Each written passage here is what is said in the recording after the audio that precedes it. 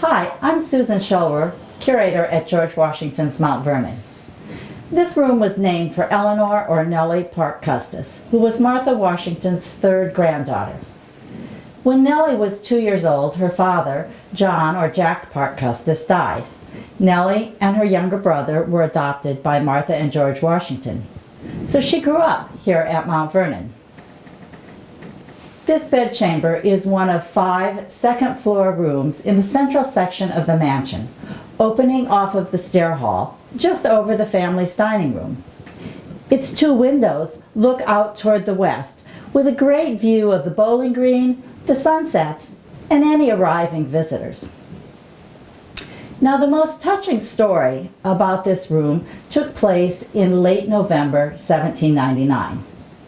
On February 22nd of that year, George Washington's last birthday, Nelly Custis married his nephew, Lawrence Lewis.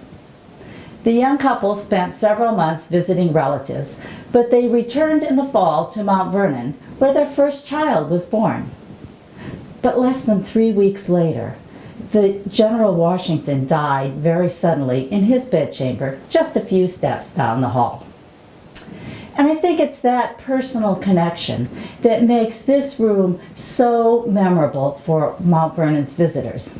It's one of the few bedchambers that we can link to a specific individual, and its story brings out an important fact. Martha and George Washington were never blessed with children of their own, but Mount Vernon was always very much a family place, filled with children of all ages.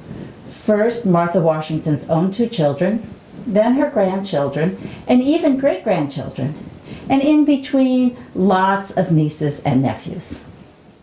Gazing into Nelly Custis's bedchamber reminds us of a very important facet of George Washington's life, one that is all too easy to forget, like the second line of Henry Lee's famous eulogy.